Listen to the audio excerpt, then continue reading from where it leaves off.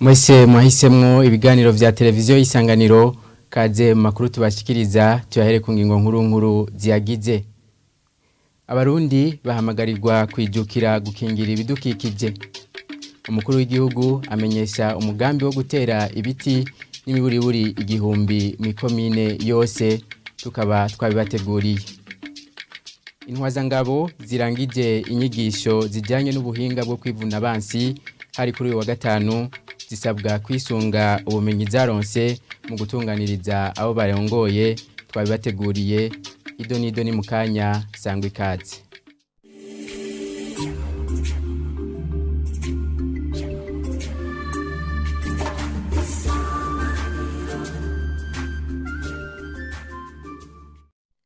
Umukuru w'igihugu ahamagarira abarundi kwijukira gukingira ibidukikije. Umugambi yamenyesheje nguzobujanye no gutera ibiti n'imiburiburi igihumbi mu komine yose. President Evariste Ndayishimiye asigura ko bizonafasha gukingira amasoko y'amazi mu Burundi. Tumukurikire. Iyi si ubu Burundi Imana yaturemeye tububungabunge ibidukikije. Twarihaye intumbero muri komite nkuru y'umugambwe yuko tugira dutangura umugambi wo gutera ibiti muri iki gihugu gushika uzo bari mu ndege atazobona ivu ry'i Burundi, azobona Uburundi bwambaye bwose. Dushaka yuko mu Burundi dutera ibiti ubu ikomine yose umuriyoni w'ibiti ku mwaka. Erega ntibigoye, twavuga tuti umuntu wese atera igiti kimwe ku mwaka mu Burundi bwose. Ufise abana batanu gatutera bitanu, ufise 10 gatera 10. Mbere rero abavyara benshi dutangure kuzagere turabakoresha nta kundi. Ufise abana 10 utera ibiti 10, ufise batanu utera bitanu. Nimumbwire hohera imyaka ingahe kugira ngo Burundi bwose babwuzuye ibiti? None ku mwaka duteye miliyoni 10 z'ibiti. Ibidukikije rero naganda babwire dukeneye uko amazi y'u Burundi yose tutazosobora kubona ari mwivu. Dushaka zagende yose atonganutse atavuririmo. Twakingiye isi yacu Uburundi bwose twabuteye kw'ibiti hose hariho ibiti bibana n'ibitegwa. Bimwe binywa amazi tubihebe, dutera amakereveriyo, dutera imihumure, dutere imiremera, dutera imisave, muga dutera ibiti. Kibi kintu ca mbere. Abacukura amabuye cyangwa umusenyi babwirizwa gufurira ibinogo bimvye. Bivugwa na François Manirambona arongoye ikigo OBPE kijeje gukingira ibidukikije mu ntara ya Rumonge. Abivuze inyuma yaho umuntu umwe apfuye aguye mu kinogo cimbwe mwo amabuye ku mutumba wa Rutumo mu komine n'intara ya Rumonge. Jean Pierre Misago. Mu burengero bw'isoko yo ku Rutumo ku nkengera z'ikiyaga Tanganyika nta kimenyetso na kimwe cyerekana ko hahitiye himbwa umusenyi uretse ikirindo c'umusenyi kiboneka imusozi. Ahahoze ikinogo cacukugwamwo umusenyi ubu havogerewe n'amazi y'ikiyaga Tanganyika. Muri ico kinogo hakaba haguye umukozi wo mu nzu ku muhingamo wo kuri uyu wa gatatu yagiye kuvoma acaja kuhoga atazi ko ari harehare. Umukuru w'agacimbiri Rutumo ya mbere ati nihashigwa igitambara cerekana ko araho guca kure. Aha hantu rero higeze kinga umusenyi n'abasinwa haramaze kuba harehare harindi. None rero arakwiye kutigitambara kirekire kimbi gitangara bye kininiya baze ngaba kabona yuko aho hantu ari harehare abaza kuhaza bakatugenda babona yuko ahantu batohogera bogere hirya handi hirya abagaharika. Nintunze Joyce nawe wo kuri uwo mutumba abona ko aho hantu hakwiye kuzitirwa. Ubure dusaba clôture bahakorotira uzo harenga wese abone ko habujijwe kwinjira muri ayo mazi muri ico kizunge cy'amazi. Nta kindi dusaba vraiment. François Manirambona arongo ikigo OBPE kijejwe gukingira ibidukikije mu ntara ya Rumonge avuga ko ico kibanza kitazwi muri ico kigo mu bicukugwamo umusenyi. Akavuga ko agiye kuvugana n'intwaro kugira ngo ico kinogo kizibigwe canke kizitigwe na bene kuhacukura umusenyi. Kubera bavuze yuko ico gikorwa hari byaharanguriwe ataco kwatuzi, rero ico kogwa twumvugana n'ab'intwaro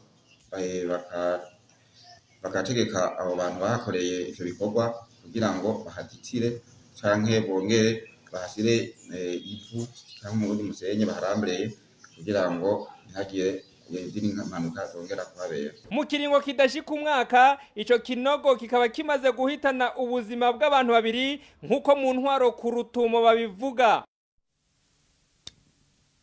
Kumenya gutorera inyishu ibibazo bijyanye n'ubuhinga bwo kwivuna umwansi ni kamwe mu turusho twaronkejwe abaronse inyigisho zijyanye n'ubwo buhinga, inyigisho zateguriwe abanyeshure biga mu ishure ritegura intwazangabo.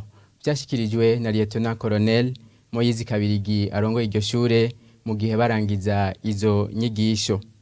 Atera kamo abazirangije kwisunga ubumenyi baronkejwe mu gutunganiriza abo barongoye. Tumukurikire. Intumbero y'izo nyigisho ni kugira ngo dutegure neza abasirikare barongora abandi bashika 180 nkuko muhejeje kubivuga.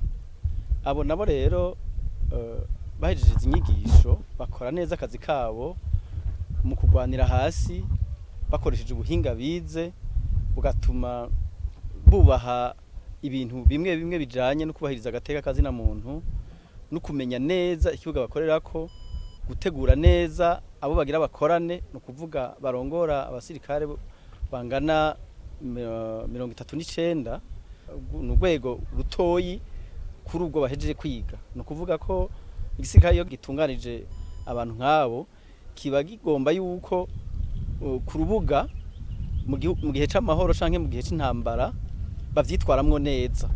Muri ico gihe rero igisirikare c'u Burundi kirahakura akoyokwe kuko kiravuga kiti abo turungitse ku kibuga bakora neza bisunze amategeko, bisunze ubukerebutsi bw'umwuga kandi bisunze n'amategeko igihugu cacu kiba caragiranye n'ibindi bihugu na cane mu bintu bijanye no kubahiriza ikiremwa muntu.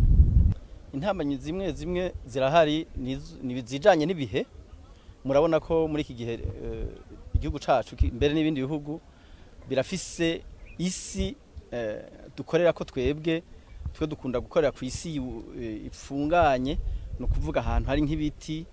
Rero iyo bishitse ivyo biti bakavyicira canke aho hari biti twahora dukorera ugasanga hakoreshejwe indi migambi y'igihugu, biratuma tutoroherwa mu myiteguro myiza yo guteguriza ingabo, kubera ko biradufasha nko mu kwinyegezanya, bikadufasha nko mu kutaboneka cane turiko turakorera hasi. Ni kugenda gukoresha neza ubumenyi twabahaye kugira ngo ishusho y'icuri ryacu ribandanye riboneka akamaro karyo haba mu gihugu canke mu makungu iyo bahamagarirwa gukorera. Ingaruka nimbi mu gihe umurundi agurishije itongo ryiwe ku munyamahanga. Bivugwa n'umushikiranganje mu vyajejwe harimo iterambere rusangi n'umutekano. Jeruve Ndirakobuca asaba inzego zitandukanye gufashanya na leta kugira iyo ngendo ituzwe. Kurikira umushikiranganje Jeruve Ndirakobuca yariko yishura ibibazo by'abashinga amateka. Uno munsi kugira umenye uri karagurisha itongo canke inzu kwari kayigurisha n'umunyamahanga, navyo umenya kubera yuko umunyamahanga wewe hariho n'igihe mbere iyo transaction iba hadakurikijwe amategeko, kuko mu gihugu cacu c'u Burundi amategeko avuga yuko la monnaie ya transaction yose iba mu Burundi ari lo frambu. Mugabo twese turazi neza ngaha yuko hari abantu biri bagurisha ibintu mu madolari. Abonye uwo etranger yamuhereza ayo madolari, sinibaza yuko azoza kukubwira ati je nariko ndagurisha n'uyu canke n'uriye. Nibaza ko bisaba umwanya kugira twigishe by'ukuri abene igihugu babone ingaruka mbi ziri mu kugurisha izo nyubako nayo matongo ku banyamahanga. Aha rero ni igikorwa ca twese, si igikorwa ca leta gusa. Nibaza ko twese dukwiye gufashanya kubera yuko mwabonye yuko mufashe ya mbere ukuri kumenyekana gusumba yaho abajejwe intwaro bagenda ngo bagiye kurondera ukuri mu ma entité décentralisée cyangwa déconcentrée. Mu makungu urongoye leta zunze ubumwe za Amerika Joe Biden yagendeye leta ya Louisiane. Ni leta isanzwe yarakoze ko n'igihuhusi Ida nkuko tubikesha ikinyamakuru France 24. mu gihe ibiharuro vy'ivyononekaye bibandanya vyiyongera.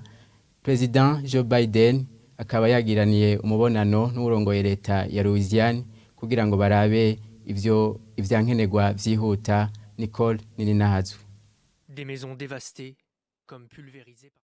Izo nzu zononekaye nizakubiswe n'igihuhusi Ida muri leta ya Louisiana. Hamwe mu haciye ico gihuhusi abantu bagera ku miliyoni bugarijwe n'ikizime, abandi bagera ku 600,000 ntibaronka amazi. Muri ico gice kiri mu manuko bwa leta zunze ubumwe za Amerika, imiyaga y'igihuhusi Ida ikaba yahitanye abantu benshi.